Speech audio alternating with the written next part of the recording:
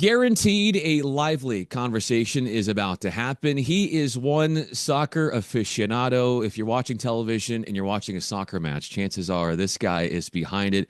Producing Shaw Brown works a lot in soccer. We're going to talk about his career, talk about his livelihood, his family, and everything that he is all about here on the On to Something podcast. I'm Bryan Fenley, a radio and television presenter, do a lot of Olympic sports like tennis as well as a broadcaster. And Shaw, it's an honor to have you on. And as we start this thing up, you as a producer, how hard is that to turn off when you're sort of the interviewee here?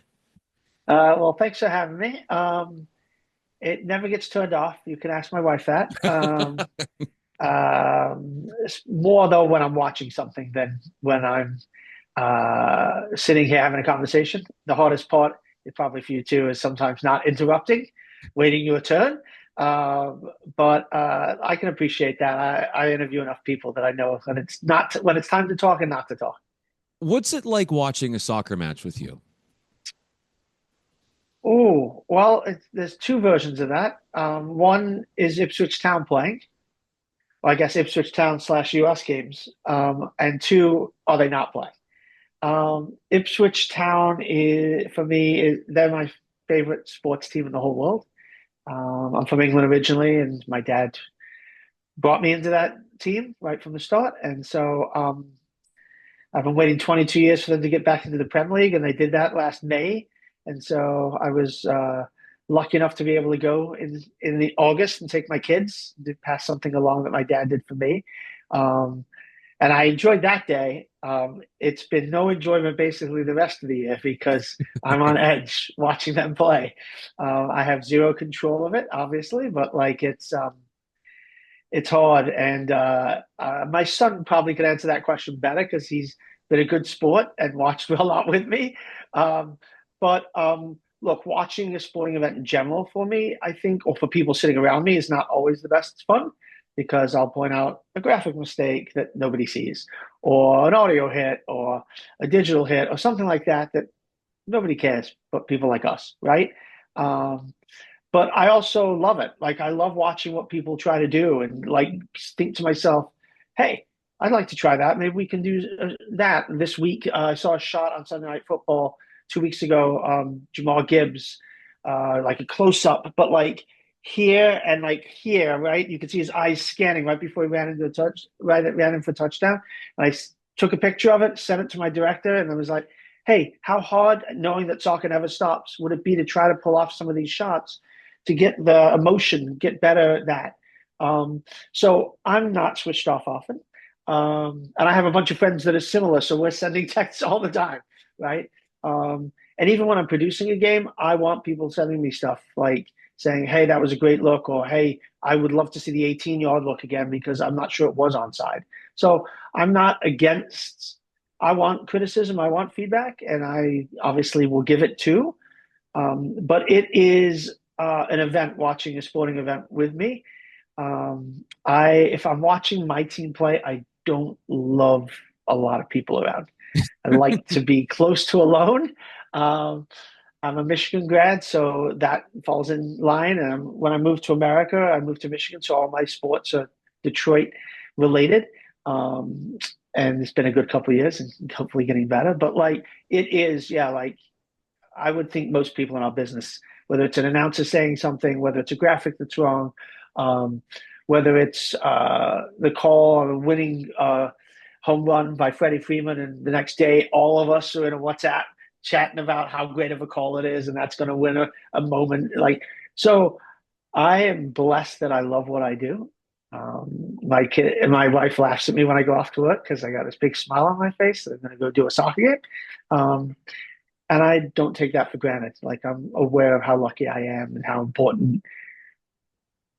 I take my job with knowing that it's not important, especially with what's going on in the world. How big of a smile on your face did you have when your kids were with you at that soccer Yeah, match you're talking about and seeing their yeah, experience through your eyes and watching that? yeah. So I lost my dad 2 Augusts ago, and it was a slow decline. So I never really got back. Ipswich started 2 years, 2.5 years ago, started to climb again. And so I never really got a chance to go back with him and do that. Um, but going 30 to 40 times a year with my dad was like this awesome, like 90-minute drive there. He sometimes drove all the way to Preston from where we lived, which is like a 4 hour drive each way, just so we could go see a soccer game. And my brothers would come with me. Um, Being able to do that was important to me, and one of the owners at Ipswich made that happen. It was amazing to be able to do. And yeah, I just it's hard to put into words, like, but it was really important that that first game after 22 years was the game, and they were playing Liverpool, which is my son's favorite team, so that added to it. My daughter had never been to a live soccer game with me that I wasn't working, so like all of that meant a ton to me, and it was emotional. It was a little bittersweet, and I couldn't care less about the result, and they lost, and I knew that was going to happen. But like, it was bittersweet to not be able to share that with my dad too. But like, it was still awesome that I was able to do that, and I'm blessed that I know people that can help me do that. And for that moment, I shouldn't leave NBC out to also help us go to that game. Um, and it was, yeah, it was really important. We actually were on holiday, and we got up 3 o'clock that morning, flew from Edinburgh to London, took train to Ipswich. Game ended, went back on the train back to Heathrow, flew back to Edinburgh, went back on holiday. So it was a crazy 15, 16 hours, and I wouldn't trade any of it.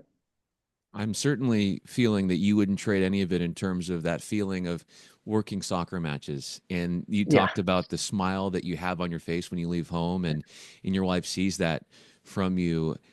And in some respects, I hear you, and I think about you are this eternal lover of learning. You're perpetually curious. You're attentive. You're a perfectionist, which I find that is very parallel to a lot of people have those characteristics that work in the field of television. And you're a family guy as well. And to hear how you're sort of bestowing what you learned, the laurels of your father, onto your own children, I can't help but think about, Shaw, even to this day, when you most think about your dad, when that yeah, comes up in your life, when would you find that that yeah. happens? Well, I'm a soccer fan because of my dad, right? So like almost daily, like soccer is a daily part of my life. And so it makes everything a little closer for me, which is great. And also a little bit harder for me, which is probably also great. I should not ever forget that. I lost a brother over 14 years ago too. So like, and he was a massive Ipswich fan, a Liverpool fan too. So like, it at least all of that stuff helps, it guides me too, right? I think about them a lot when I'm on my way to someplace. Sometimes it's emotional, which is a little odd, but it is for me. Look, everyone grieves and things manifest for everyone differently. And for me, being in and around soccer as much as I love it, sometimes is hard because of it. That's a really well poignant takeaway from these experiences. There is this coping mechanism that I feel like soccer for you is there's healing properties to it, but at the same Yeah, time, it also brings up memories of the past. When you're storytelling and you're sitting in that producer chair, what can you do? What is your approach? You talked about emotion. yeah, What is your approach to getting the most emotion out of a moment and how you do that with your team? yeah. I mean, I'm always thinking about the fan, right? You mentioned the word perfectionist. I am one with knowledge that I'll never get there, right? Like that's how I approach everything. Like you can't, everyone's got to be perfect on a specific day to have a perfect broadcast, right? Like, and I sometimes watch, I bring up Sunday Night Football a lot. I did work for NBC for a while, and I'm blown away sometimes at how good they are as a broadcast.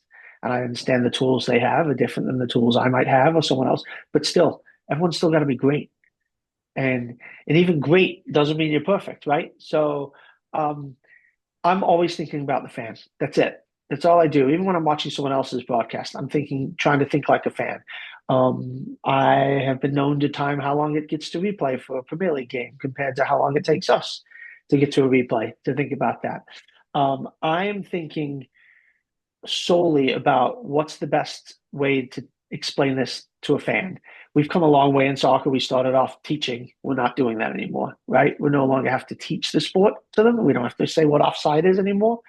But we're now trying to perfect or get as close as we can, obviously. So I think to myself on a tight goal, was he offside? Was he onside? First, the most important thing is got to get the freeze right to show that person, was he on or off? Um, when a goal is scored, I tell my announcers, get your line in, not a lot of lines, and lay out. I want the fans, and I will say to my audio guy, push the audio. And I'll do that in a game too. When they lay out, push it. And then when they bring it down, don't bring it down as far. Let my announcers fight it a little bit. Hopefully bring up some energy and get some emotion. So I'm look, I've had some incredible teachers along the way, from audio guys to EVS ops to producers that have taught me loads of things. I am for sure not perfect in any way. And so I often will say to someone who's offering a suggestion, well, you do this way more than I do. So if that's the best way to do it, then I'll adapt. No problems. We'll figure out the way to do it best then. So, but that's how I view stuff is if I'm sitting at home watching this, what's my best experience, right? If my announcer's better at talking big picture than breaking down a game, then let's put him in the position that we're talking more big picture comments than breaking down whether that was a great play. And I tell my announcers all the time, if you open your mouth, answer the question why. Don't tell me that's a great goal. Why is that a great goal? I can see it was a great goal, right? But tell me why it is. And I'm going to get beaten up by my friends for saying great with the hyperbole. But like those are like some standards that I keep. Don't tell me something's unbelievable when you just saw it because you saw it. So it has to be believable. So, and I know that like I don't like the word literally because I don't think anyone really uses it correctly. Um, and I don't want you guessing on whether that what that injury might be. I always think about if my wife's sitting at home watching that person get injured, that person's wife's watching and says, "Wait, you think he blew his knee out?" Well, hold on, we don't have any idea. And Pierre Musa from NBC, who's been a wonderful mentor and colleague, once said, well, "You're not a doctor. You're not on the field. If you were a doctor, you're still not on the field. So what are you guessing at?" It's a good principle. It's a good thought. So I want to I want to enjoy it. I want people to enjoy it. I want to make sure that I think people don't want to see fans when they're watching a game on TV because they're not there and they want to be there. We have the best seat other than the people playing, I think, in the house. So, like, let's make sure that we give everyone the emotion that we can.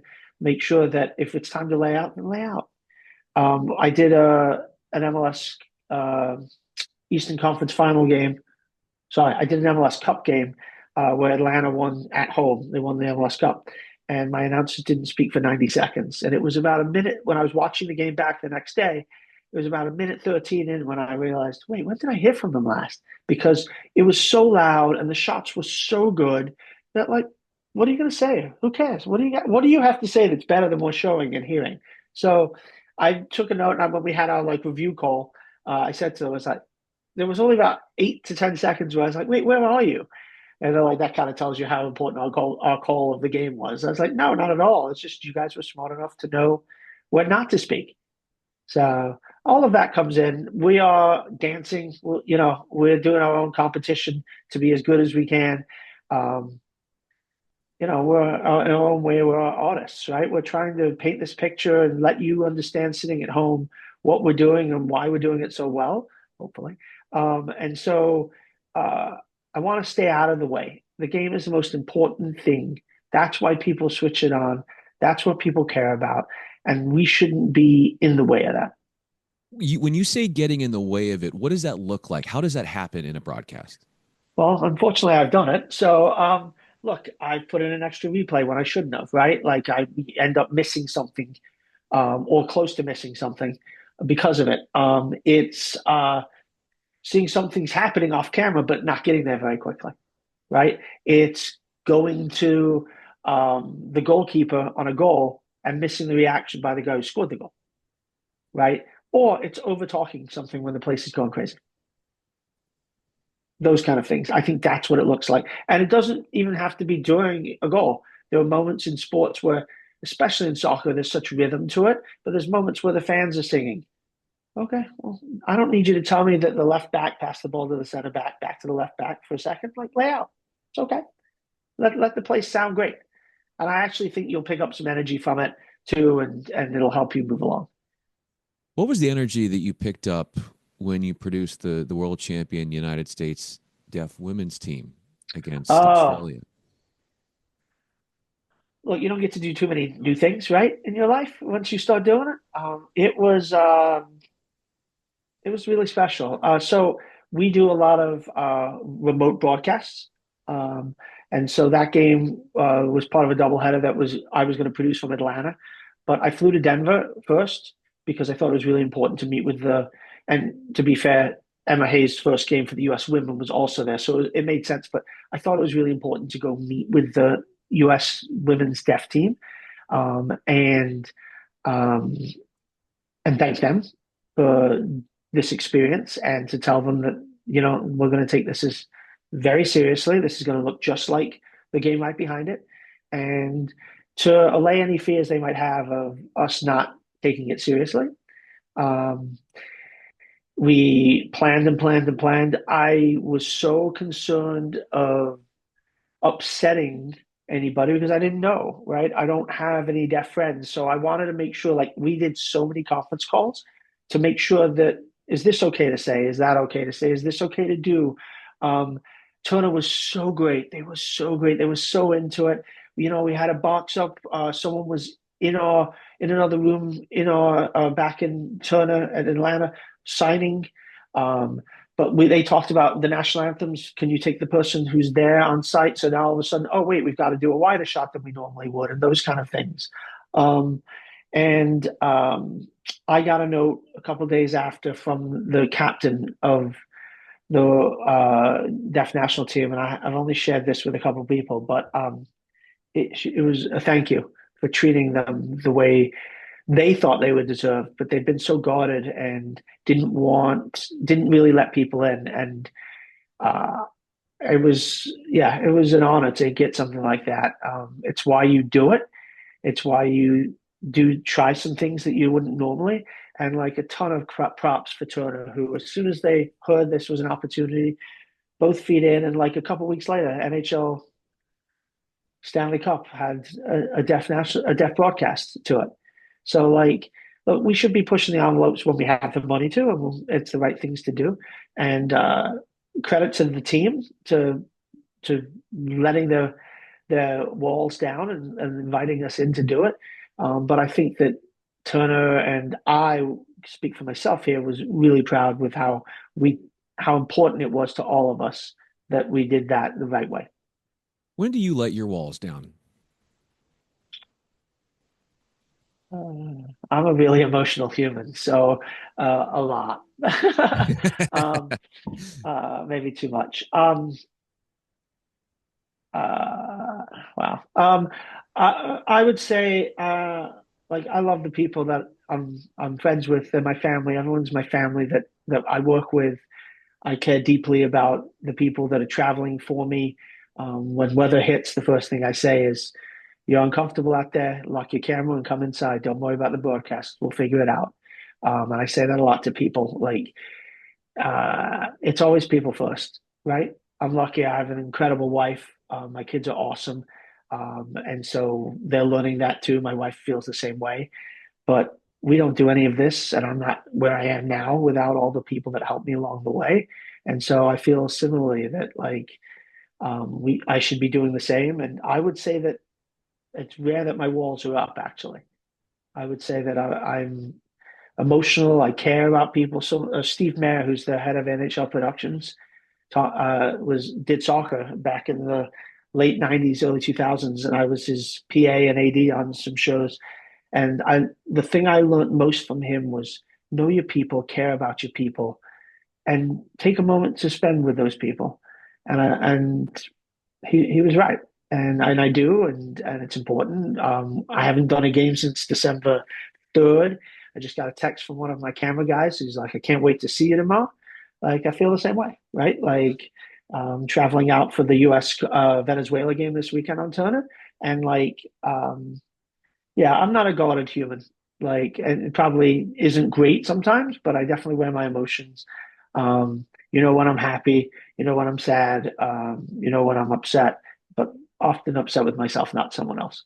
I want to get to in just a moment that Team USA national team, the match coming up on the 18th. Want to talk about that because you just led us into that. But what you said about not being guarded, I think is vulnerable. But I feel like that's why, and you talked about being a people person, why you're so approachable, why people want to work with you, why Mm. you've created that team atmosphere and a family atmosphere, whether it's with your team that you're producing with games or at home. How long did it take for your wife to really get you, to really understand you? Uh, oh, um, well, she's a pretty understanding human. She was a nurse practitioner when I met her. She now works for Deloitte. Sorry for that plug. And she's this most amazing human, right? She's a great mom, a great wife. We clicked pretty quickly. Um, and yeah, look, there's loads of layers, but with everybody, right? But like, I think that she understood me pretty quickly. I think she was shocked that like, wait, you've got a chance to work in all these other sports, and you continue to just choose soccer over other sports.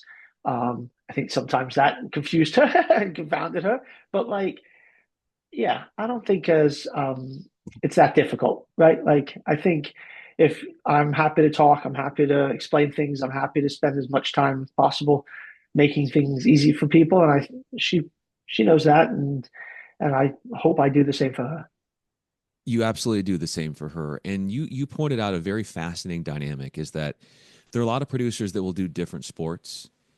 Your sole focus right now and what you enjoy, your purpose is soccer. And I'm wondering, returning back to something we discussed earlier in the conversation, yes, you love the sport, you love the dynamic of the team that you produce with, and the camera crew and everybody that comes together in the sport and the rules, and you've got your team that you follow.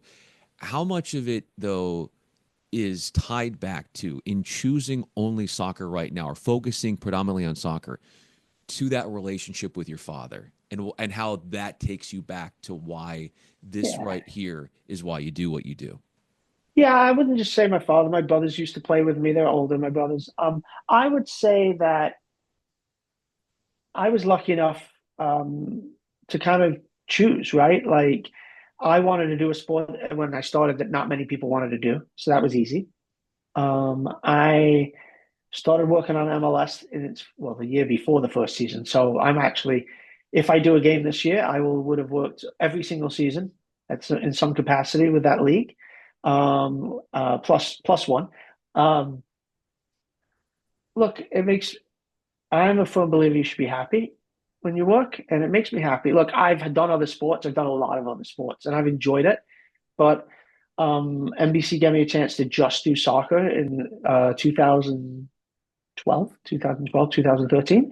And yeah, I mean, I've done a couple of other things since then, but less than five, I would say. And so, yeah, look, it's great. And I think there's a misunderstanding that people in this country don't know the sport. Watching and working, by the way, I've got people that want to do soccer. They travel with me. I would hope some of it's because of me, but a lot of it's because they love the sport too, right? I got guys who played semi-pro that will be on the game this weekend, right? Like guys that are like, oh my God, I'm working in soccer now too and getting paid for it, right? So like, um, I don't know if it ties back to my father solely, but it ties back to the fact that my first memories in England of seeing Ipswich Town play, I wanted to do soccer. Like I wanted to work in, so I wanted to play, but I wasn't good enough. But like I wanted to be in and around sports. I love sports. I a sponge for information of sports, and it was easy. Like for me, it was this is what I want to do. I don't take any of it for granted. And when I say easy, I mean it's easy for me to want to do it. It's not easy. Like I work really hard at it. I ask a lot of questions from a lot of smarter people than me. Um, I work really hard on relationships, keeping them, checking on people, especially with what's happened over the last few years, making sure people are good, trying to help people in and around the business. And I've become a ticket broker in a lot of ways by people who are like, hey, I'm going to England. Could you help me? Um, Uh, Look, you should try, right? What's the hardest thing? Sending an email, making a phone call, like so. All that stuff's really important to me. And it makes me happy when someone, even if I'm going for the same job as someone, but someone I know got it and they're about to endeavor on something, I believe I'm really supportive to them and always there to help if they have questions. Yeah, we should be a community. We shouldn't be cutting each other off. We should be trying to help each other. How are you helping this team gather in looking ahead to the 18th with Yeah, USA men's national team? You've got a friendly coming up on with Turner. yeah. Well, we'll have a set down the day before. It's kind of crazy because this game is being produced from Atlanta, but I'm going to fly to Fort Lauderdale, kind of walk through with US Soccer on Friday morning, meet my talent, go to US training, and then I'll fly to Atlanta and make sure we're all ready for the next day. Look, I've got some really good people that help handpick people. Um, they are all like, I was just doing, you'll laugh, but I actually just did a flip card where I have all the faces of all the traveling crew because I want our announcers, and it was a suggestion from one of our announcers, but I want them to know who they are too. They're going to be at every game just like you are. You should know who they are, should know what they do, because you're not going to be great unless they're great too, right? So, like, one of the first things I say to announcers is come into a truck, say hello, meet people, say thank you, because they're working just solely to have a good broadcast so that you guys look good. I shouldn't say guys, you humans look good, right? And so, uh, it's important. Turner's been great about it. They understand it. They're putting money into our broadcasts. They're adding stuff this year, which we'll hope will show up on the screen. Um, and it's great when people want to be there and they're excited about it. Um, then it's pretty easy. And honestly, US Soccer is a great company to work with. Also, the people there care so much. They think about broadcast and everything they do. If something doesn't work, you say, "Hey, can we shift this 30 seconds?" Yep. Hey, there's a speaker above our announcers. Can you switch that off while we're doing an interview? Yep. Like, it's great to have those kind of colleagues that are all thinking about the show with you. I love what you do in making sure that everybody that works on a broadcast is familiar with one another, that they know Yeah. each other beyond that which they do. You might be in charge of this camera, but who are you? What is your name? Where are you from? Getting to know these people. There's nothing that means more, I think, to people than to be recognized in some Yeah. capacity. And I guess my final question for you, Shaw, here as we wrap up, I'm Bryan Fenley on the Honest Living podcast, is when you feel you're self recognized and when you have a cohesive unit that feels recognized, how does that make the broadcast better? Well, I'm the least important part of all of this, and I do mean that. Like, I don't care if I'm recognized ever. One of my people said something to me a couple of weeks ago, saying, "I hope you realize, like, we'd all go run through a wall for you. That's Oh, what we think about you." And it was awesome, but a little embarrassing. Like, the way I look at it is, we're a team, and it makes it better because we're listening to each other, we're laughing with each other and having a good time. But I've had anyone make a suggestion. If it's a good suggestion, then great. Like, let's do it. Let's try it. I sometimes, to my detriment, I'm not afraid to take a chance. Um, and so sometimes it doesn't work out on air, which isn't great, but often it does. Um, I want people to have a feel for the sport and what we're doing, so the rhythm of it, right? Um, we spent this week talking about taking chances on how we can maybe make sure our coverage doesn't change, but how do we take chances when we can so that you might see something that's a little bit different than you've seen in the past. Um, it makes it better because I think everyone's going there to have fun and enjoy it and isn't afraid to push the envelope themselves because they know that at most I'll be like, oh, I didn't want to do that. That's about as close as I'll get to getting upset with someone. well, we're getting close to So, January 18th. As we yeah, sure. tape this on the 15th of January, we are going to see Shaw Brown and his team helping broadcast Team USA, the national squad, 2025 schedule opening up with a friendly against Venezuela at Chase Stadium in Fort Lauderdale. And you can watch that broadcast live on TNT, among other properties. You can watch that. So I know you're going to be busy in the lead up, but how fun was this? Shaw, thanks so much for allowing us to look inside of your life. Thanks. It's great. We went to some depths that potentially you didn't think we would go, but that's what we do Yeah. here on the show. And I appreciate you following and going down that road with me. No problems. Thanks for having me. It's always great. And, I know there's a lot going on where you are, so appreciate the time.